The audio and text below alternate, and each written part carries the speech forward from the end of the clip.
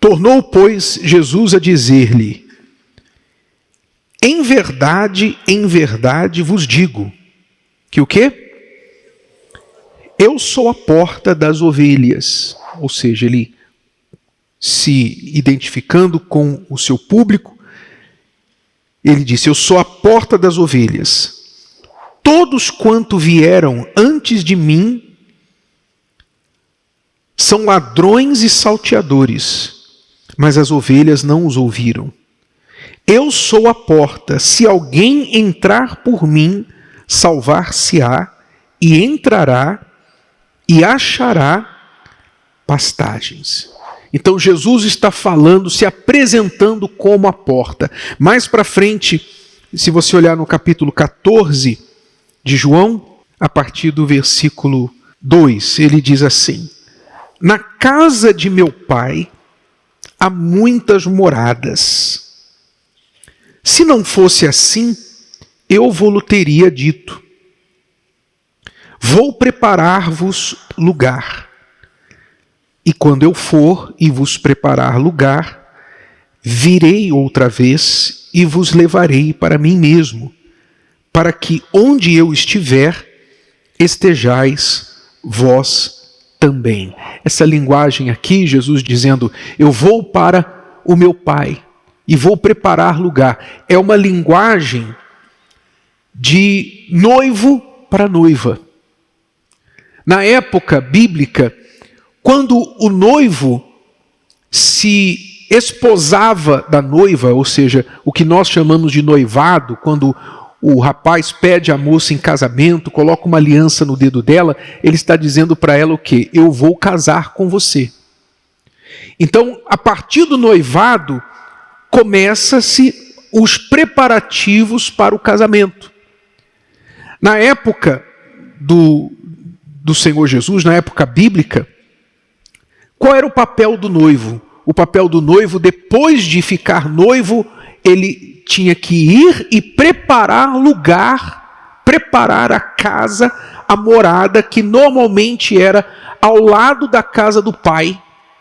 E até hoje, no Oriente Médio, hoje, tanto em Israel quanto nos países árabes, o costume deste povo da Bíblia, ainda hoje, você vê lá casas construídas em cima das outras, porque mora o pai, a mãe, depois o filho mora do lado, depois o outro filho mora do outro lado, depois mora um filho em cima.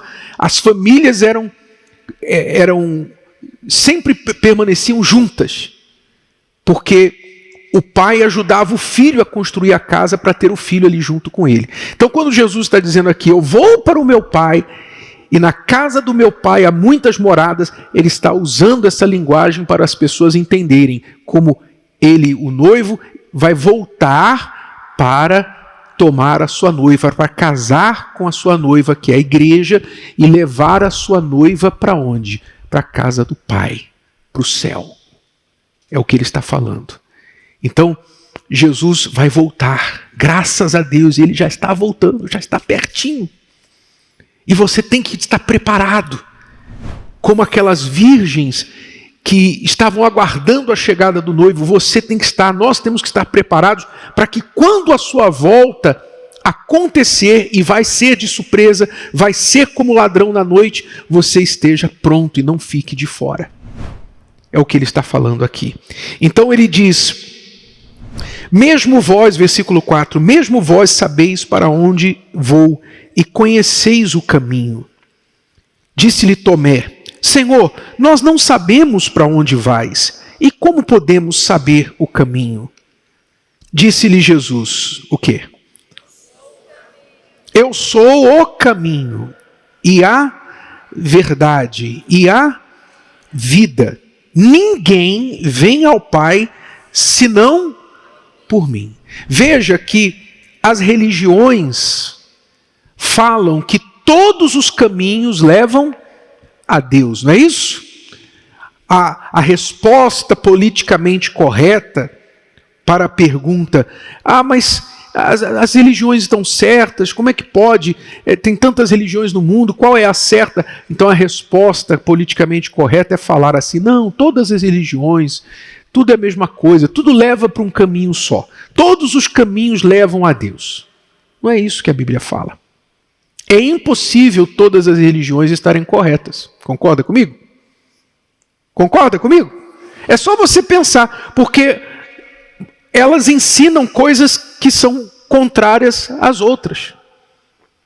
Por exemplo, aqui está falando que Jesus é o único caminho, a verdade e a vida. Mas a religião A, B, ou C ou D falam que há outros caminhos. Então é impossível. Jesus está falando a verdade e aquela religião está falando a verdade. Alguém está mentindo. Você que tem que decidir por si mesmo. Você tem que decidir quem é digno de ser acreditado. Então, Jesus afirmou: eu sou o caminho, a verdade e a vida, ninguém vem ao Pai senão por mim. Ele é o caminho, Ele é a porta. O caminho para o Pai, para o céu, é Ele. Não há outro caminho. Ele não deixou dúvida com respeito a isso. E isso você tem que ter bem esclarecido dentro de você, do seu coração. Então, essa porta aberta nos céus representa o quê? Representa que, por enquanto, por agora, a porta ainda está aberta, ou seja, ainda há chance de salvação para as pessoas.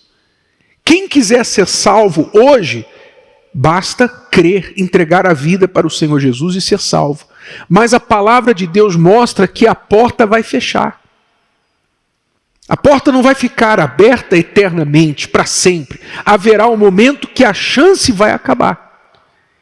No final dos tempos, essa porta vai fechar permanentemente. Quem entrou, entrou. Quem não entrou, não entra mais.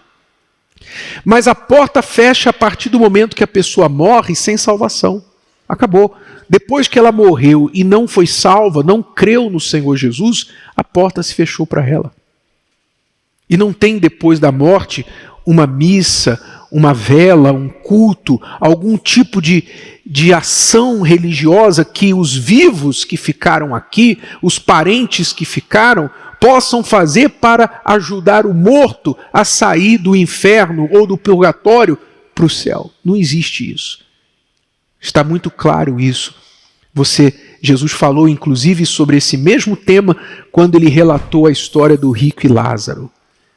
O rico que morreu, foi para o inferno e queria voltar, queria ir para o céu. Né? O rico que na terra estava acostumado com dinheiro a comprar o seu ingresso a qualquer lugar, ele implorou a Abraão: por favor, deixa eu sair desse lugar. Não tem, existe um abismo entre você e nós, não há como. Não há como você sair daí. Então deixa eu voltar para avisar meus irmãos, ou então se Lázaro puder voltar e avisar meus irmãos, para eles não virem para esse lugar. Não, Abraão falou: eles têm a lei e os profetas, se eles quiserem, eles podem vir para cá, basta crer, porque a entrada no céu é pela fé. Você tem que crer. Qual é o nosso ingresso para o céu? O nosso ingresso para o céu não é uma vida perfeita. Eu tenho que ser um santo para entrar no céu. Ninguém vai entrar no céu porque merece, por suas obras, porque fez boas obras, porque fez caridade, foi uma pessoa que frequentou a igreja. Não, você entra no céu não é pelas obras nem pelo mérito. Você entra no céu porque você creu no Senhor Jesus, você creu na palavra. E porque você creu, você passou a viver a sua vida de acordo com a palavra dele. É isso que dá acesso ao céu, é a fé. A salvação é pela fé. Mas não é uma fé de boca, não é uma fé só falada. É uma fé que, se ela é real, ela traduz-se em atitudes, em comportamentos. Por isso eu falei, quem vive a vida na terra com a cabeça no céu, vai mudar o seu comportamento aqui na terra. Porque eu não vou colocar em risco a minha salvação por um momento de prazer, por um momento de ter alguma coisa, algum benefício nessa terra, em detrimento da minha alma. Não vou. Então, a pessoa que vive a vida com a cabeça no céu, ela se policia aqui na terra.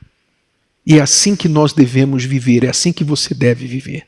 Colocando a sua fé no Senhor Jesus, que é o caminho, a verdade e a vida. Ele é a porta. Se o vídeo de hoje te ajudou, você conhece alguém que vai ser ajudado por essa mensagem, passe adiante E se você ainda não inscreveu aqui no canal, inscreva-se agora. Até a próxima!